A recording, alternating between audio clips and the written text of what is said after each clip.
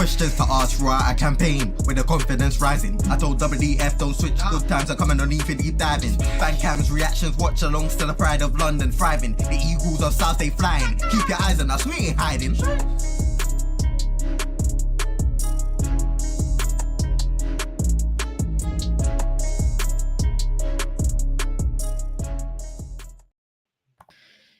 Yes, guys, welcome back to Eagle Eyed Football. This is the match reaction to Crystal Palace 2, Bournemouth 0, and I'm joined here with Nate. Nate, how's it going, mate? Boy, what do you know? Charity Professional Football Club has not entered the chat for once. It's a good feeling, mate. I'm all good. 3 points on the board, 2 great goals from Eze. Light work, win, really. I mean, should have been more, let's be real. But a win's a win. We move. Yeah, man, definitely. And what a way to get the 3 points. Really looked like we just cruised our way all the way through the game. Definitely. As opposed to sweating it. Last minute goal conceded. It's like, Well, let's delve into it a little bit more. So we hear Hodgson's press conference a few days before the game, and he's saying that Jeffrey Schlupp is a maybe, and it seems that he's out injured. But Roy puts in Will Hughes, and I tell you what, he didn't disappoint. He got his chance and he took it. Yeah, absolutely. And obviously it was good to see HAMMOND was on the bench. Obviously that's because of Schlupp being injured. But yeah, Hughesy had a solid game in midfield. I'm not going to lie. The commentary, because I was listening to it on the Palace app, they were raving about how much he was controlling the midfield and providing support to Decore, providing an outlet for Eze. So it's good that Hughesy was getting some minutes, because we're all sat here thinking, why weren't these guys playing under Vieira? Because he's stuck with the same static midfield and expected a different result every time. So you're thinking maybe Vieira actually wasn't all that, so... But yeah, like you said, Hughes had a fantastic game, and it's good to see him on the pitch. And I seen that chant someone put up on Twitter that you put in the GC, and I'm like, I can't lie, it's actually pretty good. It's quite cool, but I don't think that it'll. It won't catch on. It won't catch on. I know that the fanatics are desperate for this Chet Decore one, but that's just crap. It's really bad. Oh, the KC and the Sunshine Band one, is it? Chet. Oh, it's dreadful. Yeah, no. Please don't do that to us. No, it's not good. It's not good. No, but you know what the one thing is with Hughes in the midfield. I said it on the fan cam. He doesn't seem to provide that raw attacking outlet like that Schlupp does, where Schlupp will pick up the ball and just drive through people and run past people. However, Hughes is a lot better technically, and I would say that he sort of arrives in much better places. Like he sort of ghosted in behind midfielders, found lots of space, and he was an easy outlet to pass to. So he'd sort of find himself like disappear from their midfield and sort of pop up behind them. So he's sort of in between the defenders and the goal. So he'd sort of just reappear in the half space, a good outlet, and then he'd either pass it back out wide to Wilf or put it back inside to Eze. As you said, he was a great outlet for everyone to play off of, really. Yeah, we've needed that. How many times have we sat here and said, we need someone to step up and be somewhat of a defensive screen to aid Decore, but also someone who's willing to get on the ball and make those offensive passes that, okay, he's not going to drive at teams like Schlupp does, as you said, but he can make those passes that we're lacking in so many games this season. You think back to, for example, when we were at the Leicester game at their place, we needed someone that was going to make the defensive tackles but try and get the offensive passes going. We had nobody doing that. And you're thinking, and you're sat there thinking, imagine if we did that, if Vieira had actually been a little bit less stubborn and tried to change things. Yes, I know that he brought on Gyro because I think Wilf got injured that game or something like that. Yeah. But I'm sat there thinking he was far too stubborn for his own good. And to be fair to Roy Hodgson, he's not stubborn at all. He's saying to himself, do you know what? I need to change it. Something's wrong. And he changed it. And you could see The second slot was confirmed injured. He knew, right, Hughes is going to come in and do a job. And it's only when Hughes went off and you're thinking, okay, that's interesting. You saw, do you know what?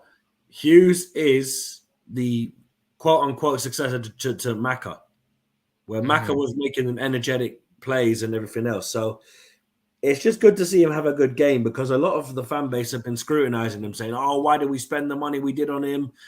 Send him back to Watford. He's not good enough. And I'm sat there thinking, you do realize we had to watch Jordan Much a few years ago, right? Let's not write a player up until they're absolutely... There's levels to our midfield now compared to what it was. Do you know what I mean? I'm just thinking, wait, did you not watch some of the midfielders we've had to watch play for us over the years? Matthew Flamini and Jose Campagna and all these. It's like, trust me, Hughes is a massive upgrade on half of these midfielders. So James McCarthy was another one. You know, so, but yeah, man, it was a solid win. But I won't lie, I was kind of nervous because I'm thinking, this is the kind of game we usually F up in. We've got nothing to play for. We're effectively safe. But there was only one team in it, which is weird. So like, this is odd. Where's the jeopardy? Where's the fearing for our lives that they're going to score and it's going to be a screamer from nowhere? No, from nowhere. It's just like, wow. Either they're really bad because we've beaten them home and away by the same scoreline, or we're just miles better than we thought we were. Because I was thinking, that's the second time this season Eze scored against the same opposition. I think this other time was Leeds, if I'm not mistaken. I can't exactly remember, but I think that the difference now is just that it's a very simple swap of two things which Hodgson's done over Vieira. Vieira played 2 6s and a 10, but he always played the 10 as someone that's not a 10. He'd always play Elise there. He'll play anyone there other than Eze. He'd just play whoever he wanted to. Put it this way, it wouldn't surprise me if he was our manager now. We'd see Samuel Okonga in the 10. Like, that genuinely wouldn't surprise me at this rate. But with what Hodgson's done, is he's changed that 2 6s and a 10, literally just to a 6 8 10. You got Hughes or Schlapp as the 8. You put Eze slap bang in the middle, tell him, look, defend when you can. And don't get me wrong, even though he has got the license to go forwards and do whatever he wants attacking wise, still defend him really well. Using Hughes or Schlapp as a box to box, I'm not saying like a kind of Conor Gallagher, but as a left-sided version, because Gallagher was a right-sided version. And then you got Czech, who's just a beast. Don't know how the hell we picked him up for the amount of money we did now. You could probably sell him for double, maybe even triple the money, because he is only 22 years old. And he's also dodging yellow cards now, which is good. It's like, oh, hold up a second. Well, he's doing that because he's actually got a midfield to help him. He doesn't have to make these reckless tackles now. No, I see that, but you see the difference now. A lot of people, like me included, wanted Vieira to succeed, but I'm still thinking in my head, every game he was picking up a yellow card, if not every second game. Now he hasn't picked up a yellow card since I think he got sent off. He hasn't picked a card up in the last 6 games. So that more than likely would be the game he got sent off in. Was against Villa, was it? It was a long time ago. It was probably Villa, actually, the last time he got a card. Yeah, so you look at that, and I think the only negative we can say from this, and I think somebody touched on it on their fan cam, was where was this at Tottenham last week? Because Tottenham were nothing special last week. I'm sat there thinking, okay, fair enough, we've got a crap record up there, right? Fair enough, I can accept that. But they were there for the taking. You know, but look, we can't get too negative. We've got another 3 points on the board, a 2-0 win. Eze scored, ironically, what should be goal of the season. It was like they literally couldn't have waited maybe a day or two later to release the goal of the season contenders. Well, yeah, Palace admin put out once the goal went in. Palace admin put out. We've added another one to the list, but I can't bloody change mine. They won't let me. Oh, so yeah, mine's still stuck on Elise's free kick. I want to change it now. No, I voted for that as well. Like, sorry, but that's just that free kick in itself should win GOTS. But obviously, the Eze goal should be up there as well. But I'm not gonna lie. I know you were there. You know, yourself and Rich were there. But I remember thinking to myself, there's no nervousness from the fan base on social media. Like nobody's going, "Oh Jesus Christ, we're in trouble here." I'm like, what's going on? Are they really that It's bad? kind of sane now. It's wrong. It's weird because you're just waiting for something to drop, and everybody's going to start losing their mind. But yesterday was just a professional, composed performance, and we took. It should have been more, because I'm still convinced that was a penalty. I'm still convinced that was a penalty. Which one? The one on Zaha from, the one on Zaha. That should have been a penalty. I haven't seen it back, if I'm honest. Billing clearly takes him out, so for me, it's a penalty. But anyway, yeah, I've got no clue.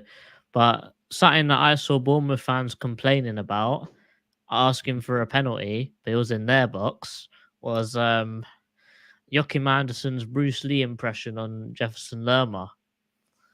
You watched it on TV. I'm guessing, have you seen the VAR? Because I've seen it only half an hour ago, and I think it's hilarious. I've seen it, but I had to laugh at the Bournemouth fans' reaction, because I'm like, one, because some of them were asking for a penalty when it's in your box. Yeah. It ain't gonna be a penalty. Secondly, yeah, it's stupid from Anderson to do that. No one's going to defend him on doing something brainless like that. But if VAR doesn't see it as violent conduct, then it's nothing. And I don't see any Bournemouth players complaining after the incident. They all just got on with the game. So, but to be fair, you got away with a Stonewall penalty, so you can't really go crying to the referee because you got away with murder. You know what I mean? It's like, hold up a second, you got away with a Stonewall penalty. What are you crying about referees for? Get out of it. Oh, yeah, I think as you were saying, that the Palace Twitter is saying now, it seems to be that Palace Twitter is the king of comebacks lately, because one Bournemouth fan was saying, I know people chat nonsense about our stadium, but what is this away end? I can't even see the pitch. And the Palace fan replied, well, it's a good thing you didn't, because you were crap. Yeah, I've seen that tweet, and I remember thinking to myself, listen, big man, you really think we're happy that half the gantry is covering the Arthur Waite? Because I think I'm in the Arthur Waite for the Forest game, but I've tried to get a seat closer to the front. But I'm just thinking, you do realize that probably the whole side of the Arthur covers most of your ground's capacity. Yeah, which is crazy. So, like, who are you to chat about stadiums here, my guy?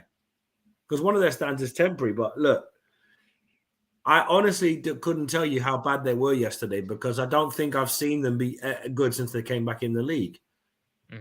Like, it says a lot that even Vieira managed to beat them. And that was his only win before he got sacked.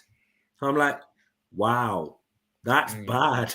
That's really bad. One thing that is very Crystal Palace that I would say is that Bournemouth have conceded 21 goals from set pieces this season. When we beat them 2-0 beforehand at their place, we scored 2 set pieces. This time, we actually didn't score a single set piece. So we sort of we went the hard way around, but we still got the win in the end. And we've done them a favour. This is how you don't concede from set pieces, but this is how you concede from genius play, because the link up to the first goal, I was just hearing people rave about it. I was like, oh, okay. It was the Cruyff turn was crazy. Yeah, the Cruyff turn was crazy. Let's do some comments quick. Big up Rush, as always, saying like, share, and subscribe. Football United TV says big up Rich. He ain't here. My name's not Rich, but he's probably in the chat somewhere. Louis says, smell review on Anderson's shirt, please. Chairman is saying, big up, welcome to Smell-O-Vision. Yeah, if you guys are unaware of what happened in the fan cams, go and check the fan cams out, because it is hilarious. Check them out, but also watch this clip. Finally, who's your man of the match today? Bristol is the best team in the fucking London, you know. Nobody beats them. I'm from Copenhagen. I know everything. All right. I got that shirt. You know, Joachim Andersen played a very good game today. You see his passes? Smell the shit. Great game. All right. Have a good one, family. Up the Palace. Okay, well, that was unexpected, let's say. Just got off script. What was you talking about? I think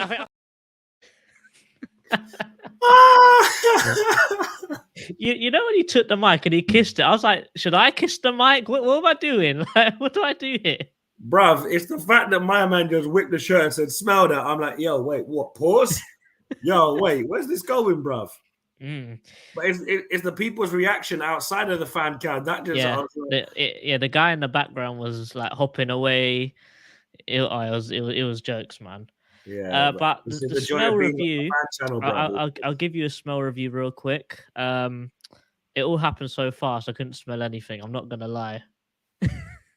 Probably a So, good thing you couldn't smell anything, bruv. yeah, because I bet you if I did smell it, it'll just be sweat. It'd be nasty. Yeah, be pure sweat. Louis saying we should give Decoy the Super Jack Grealish chant, obviously using his name. Isn't that just a Johnstone one that's already going around? I don't know what the Jack Grealish one is, so you might have to send us a link to it. My predictions for this week, though, I'm guessing he's doing good, but I bet you're not doing as well as Nate over here because he's dropping a banger. I'm cooking. I'll tell you what, cooking. yeah, I'm vexed because you know all the ones that you got perfect scores on 2-0. I put 1-0, so I'm 1 goal off. You know what it is? The United one vexed me, because they scored 94 minutes. I was like, oh, come on, man. I was peed off when we kept the clean sheet because I was like, wait, I didn't back 2-0, I backed 2-1. I was like, oh no. I got the right outcome, of course, but I'm just thinking. And then Dan said, oh, yo, you got 3 correct scores. I went, yo, am I cooking? And then I see the United score. I went, I'm definitely cooking right now. The game that vexed me the most was I had Newcastle 3, Leeds 2. And I was sitting there at the end of that game for the last 10 minutes, like, come on, Newcastle. Come on. But it never came through. Louis here saying, I'm sorry, but we are better without Wilf. You know what? Facts. When Wilf came off, it was a bit emotional clapping him off because I do think that that's the last time we'll see him in a Palace shirt. But I tell you what, after about 5 minutes and they put Ayew out wide and Edouard up top, I didn't notice that we lost Zaha. The only thing I noticed was that Edouard is dreadful up front. I didn't notice that we didn't have Zaha. I don't know if that was a regular consensus throughout the whole fan base, but that was just me personally. Yeah, no, Eddie's not the option up top anymore. We need to be real and say, look, he's a decent alternative, but we need an out-and-out goal scorer. Question to you, is that Wilf's last time in a Palace shirt, do you think? I believe so. But to be truthful, I'd rather it be a win like it was the first time round when we beat Peterborough, as opposed to it be a loss where, but obviously for him to get injured now, it's a bit disappointing. But to be truthful, look, he's ridden injuries so many times before where he's been gotten under dirty challenges by dirty players like Etienne Capoue. Yeah, it's all catching up on him now. Do you know what I'm saying? So, but this is the whole point of us doing this rebuild was we needed to start moving away from Wilfried Zaha FC. Now, no one can ever put it on record that the man isn't, if not the greatest player to ever play for the club. But there must be a point where Crystal Palace and Wilfried Zaha go their separate ways. So it's a shame. And I would agree with what Louis said. We were better without Wilf when he went off, but it's going to be weird just even if he doesn't sign this new deal, which to be truthful for the money they're offering, I don't think it's worth it.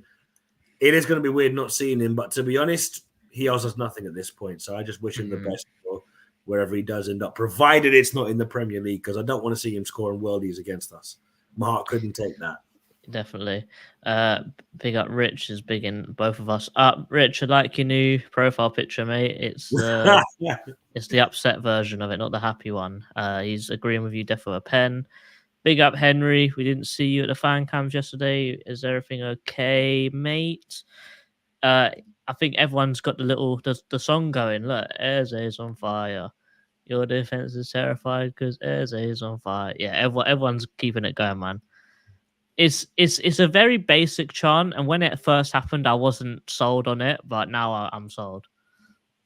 Big up Kevin. Rihanna's loving the video, clearly. Rich is loving the video as well. Best of the fan cams. Finishing above West Ham now.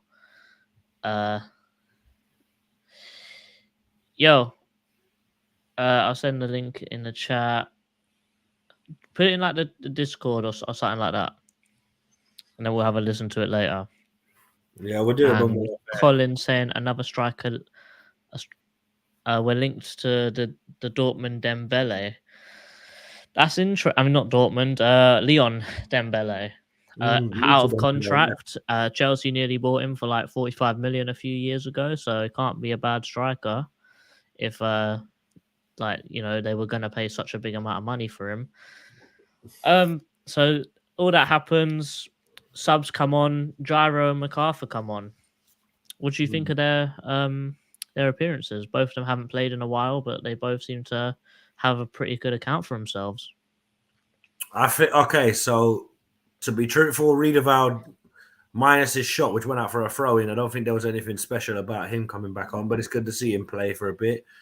But Maka coming back because he's had a torrid time with injury, that was like, okay, yeah, this is good because MacArthur is going to be one of those players that nobody actually gives his flowers to because everybody kind of overlooks him now for players that have come in since. But you look back on some of the big moments that he's been there with us for, like Leicester away when Nigel Pearson was wrestling him like WWE, and I'm just thinking, what the hell was the manager doing? Like Maka didn't even get near him, and he's just wrestled him to the floor. But it was just great to see Maka back on the pitch because I've always liked James MacArthur, and I'll be sad to see him go alongside Wilf. But we need a clear out anyway. So the right time is as soon as the Forest game is over, we just see a whole heap of man just.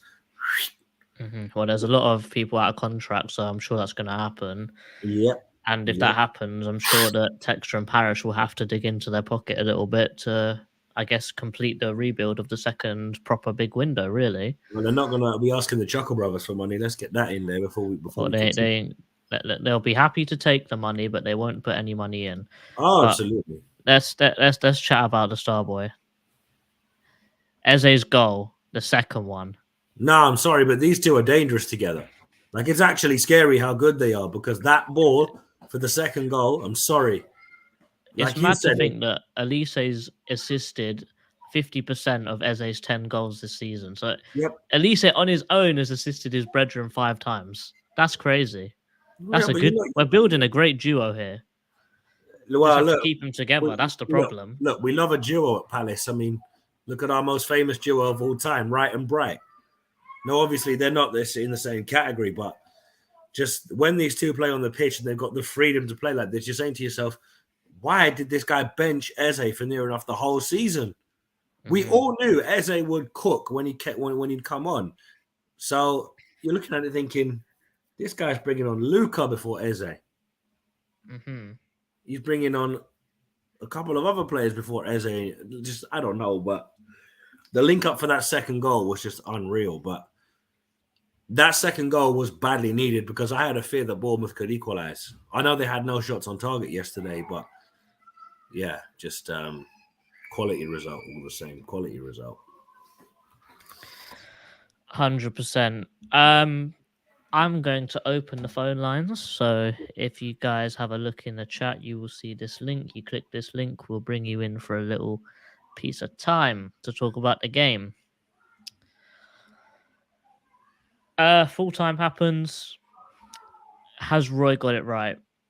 What is it that Roy's done so differently to just turn his team around completely? He's given them license to play, really. Like Vieira was too stubborn to change things. Vieira wasn't willing to look at what he was doing and say, do you know what? It's not working. Let me try and give Eze a start. Let me drop Ayew. Let me drop, for example, Elise. He wasn't willing to make changes that, okay, in the long run, in the short term, might get the fans up his back. But if it gets a result and it gets the pressure off him, then he's laughing. But you look back at some of the games that Vieira lost prior to being sacked after losing to Brighton, you're thinking, well, he was an architect of his own downfall. Whereas Hodgson's come in, and now we're seeing what Roy Hodgson could have done had we backed him like we did Vieira. Because I'm thinking, I wasn't overly thrilled at Roy Hodgson as manager, don't get me wrong. But I'm willing to comfortably admit Hodgson has proved me wrong. I've no shame in admitting he proved me wrong because you look at some of the football we've been playing, because we've won, what is it, 5 from 8 under Hodgson? It is. I've got it here. 1, Leeds, 2, Bournemouth, 3, Southampton. 4, 5, 6, 7, 8. Yeah, five from 8. Yeah, so Leeds, Southampton, Bournemouth, Leicester.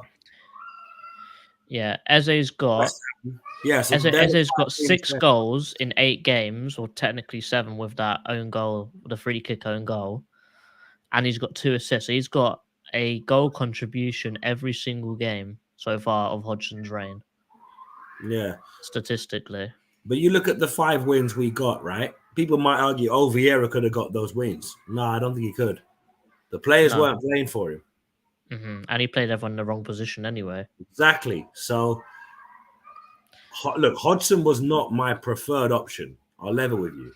But having said that, he's been smashing it. So that's what you want. You don't want a manager to come in and it's more of the same. You want them to say, right, this is why the other guy got sacked. So big up to Roy. He's done a blinder. Okay, we've got our first guest in here. They've put their name as Hi. I'm from Copenhagen. How does your shirt smell, mate? Pause. Hello. Hello. What's up, Pat? Good. That was a good game. I went to that game. That was really good because I feel like Eze was in the moment. That pass was sweet, and I feel like Hughes was quite an underrated player for that game because he was almost, when we looked a bit slow, he kept us going. Do you think he was underrated? Because I think everyone that we spoke to after the game, nearly everyone gave him man of the match behind Eze. So I wouldn't say it was underrated, but I'd still say the performance was brilliant. I mean, I only called him overrated. I mean, not overrated, underrated, because you know when people think Palace, they list Elise, possibly Decore, Eze, and Zaha. They never list Hughes. So that's why I'm saying, like, his work isn't being seen outside of Palace.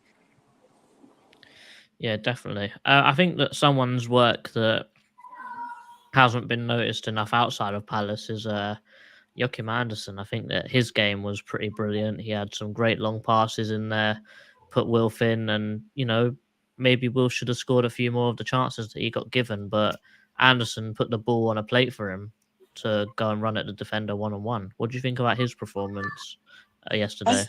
I think he was really good because usually when Guaita and Anderson link up, not Guaita, Anderson, flipping hell. Him with the goalkeeper sometimes is a bit shaky. My heart goes when he's on the ball, but yesterday he was so good. I think that when you say the ball playing with the goalkeeper is a bit shaky, I'd say probably that's mostly with Guaita, because I think Johnstone on the ball is unrivaled. He's so calm on the ball, can pick great passes. I think that sort of uncertainty when passing back to the goalkeeper's gone with Johnstone. Yeah, because I feel like during Vieira, Guaita and Anderson both kept passing to each other. Like, I remember going to this match, I can't remember what match it was, but they kept passing to each other really slowly and not actually getting up the pitch. And then the opponent's forwards kept putting pressure on them. But now, obviously, Johnstone is getting better. Who's your man of the match, Pat? Mine was Eze, not just because of the goals, but just generally because he was crazy in the box. Like, they had to properly mark him. And if you was at the game, then why didn't you come around for a fan cam? Because we were in a rush to leave. And I'm not going to lie, the traffic outside Selhurst was a bit peak. Yeah, unfortunate train strikes meant that there was quite a few people not coming to the game. But Pat, as always, thank you very much for coming on the show. Thank And you. we'll see you around in our next show, most likely, and we'll definitely see you in the chat. Yeah. Cheers, Pat. Cheers. Let's go through some more comments. Colin saying wished Hughesy's volley went in, deserved a goal. That brilliant strike. He done it twice, didn't he? Both on target. I think Decore had another strike as well. He hasn't scored yet this season, but I think he deserves a goal. And his shot was on target but got blocked. And Anderson had a real punchy performance, they would say. Apparently he broke his nose. I don't know how true that is, but I don't think a hit like that's gonna break your nose, my guy. I really don't. nah. Because he wasn't wearing a mask for the rest of the game. Do you remember? So I was like, hold up a second. Mm-hmm. Yeah, he didn't. He wasn't down for long enough. No one really cracked his nose back into place, held it into place. None of that really happened. But Rich here says, gentle reminder, nominations for the Eagle-Eyed Football Awards is out. So we are currently gathering clips, going through our Google Doc, and I've spent some time today actually going through and uploading those videos onto our Google Drive. So let me log into it and I'll tell you guys about all of the categories, and you guys need to help us find or even put in the comments what clips we should use for these nominations. So we're going to tell you the criteria. So all the what am I trying to say? I'm just waffling here. All the categories for each award. Yeah, that's it. So I'll list them here. So best moment of the season, worst moment of the season, eagle-eyed football goal of the season, blooper of the season. So there's 4. So we need 4 bloopers from each person. So 4 from me, Rich, Nate, Nicky, Dan, Chairman, and the editor are also in here as well. But I don't think the editor's watching. So that's good. That'll come as a nice surprise. Best eagle-eyed football moment, worst eagle-eyed football moment, best fan cam. I think the one that we spoke about earlier is already in that list. Don't you guys worry. Oh, there's a few that will be in contention, but that's definitely a strong contender. Funniest fan interaction. Goat of the Predictions League, but I think that's probably Rich, unfortunately. L of the Predictions League, so that's probably Nicky or Patrick. His forfeit will come in the award show, but you will keep that a secret. So when you guys see, it'll be a nice surprise for you. Best comment, and finally worst combined 11. So those are the categories. Please tell us what you guys think. So, JC, because obviously we haven't heard, but obviously you would have seen me and Rich watch the Floodlit Cup final. Mm-hmm. That second goal was just so funny. Or the halfway line one. Yeah, it's just like, what was he doing? Yeah, I was sitting there watching the game. I didn't realize you guys had a stream going because I would have jumped on that as well. I was sitting there watching it on my phone. It was literally impromptu because Rich put it in the GC. Should we do a watch along for it? And I said, well, I'm not doing anything, so why not? And yeah, I think after watching that, I need to ask a question of why do we seem to produce so many attacking left backs? Like, what's happening? You got Teo in the 20 fronts, you got that Donny in the 15s, you got Whitworth in goal, and then you got Whitworth in goal in the 23s. Thinking, man, we just got this duplication glitch going, man. But I mean, in fairness, like, we have never seen the academy this strong since maybe Wilf and Johnny Esther came through. So it's good that we're seeing a strong core of players coming up from 15s to 21s. Now, whether any of them make it remains to be seen. And we know better than anyone, don't get too caught up and don't gas them up too much and everything. But it was a really enjoyable game. But it was just funny how some of the Stoke fans were interacting with us and we're like, we literally can't help you watch the game. Like, but hopefully the 21s can do the business as well. But it's going to be a tough task against PSV. Yeah, we're going to be at that game as well, so hopefully we'll get another win for the youth academy. I think that'll be 2 trophies in 1 season, and that's a pretty great turnaround, actually. Worst moment has got to be Leicester and Forest away. They were both 2 games without a shot on target. Silent night comment after Nicky's World Cup. Sorry, I meant forfeit. Apparently Whitworth's going out on loan next season. Yeah, I've seen that apparently there are some championship clubs that are asking for Ratsaki's services and asking for Whitworth's services. So we'll see what happens to him in next season. It'll be pretty good to see what happens. No other people have come to jump in, so I think it'll be good to wrap it up now. So Nate, is there anything else you'd like to say? No, not really. I think yesterday was self-explanatory, straightforward 2-0 win. Mm-hmm. I mean, we're officially safe, so Steve can finally stop with his "we're not safe yet, we're not safe yet, we're not safe yet." But credit to him, it was very funny. But I mean, it's nice knowing that I don't have to come to the Forest game and sweat over whether we're going to stay up or not. I can actually relax and enjoy the Forest game, and we'll get to that. But obviously, it's Fulham next weekend. Fulham and Forest, and that's it. And then that's a wrap for the season. So, people, that's JC. I'm Nate. It's Eagle Eyed Football.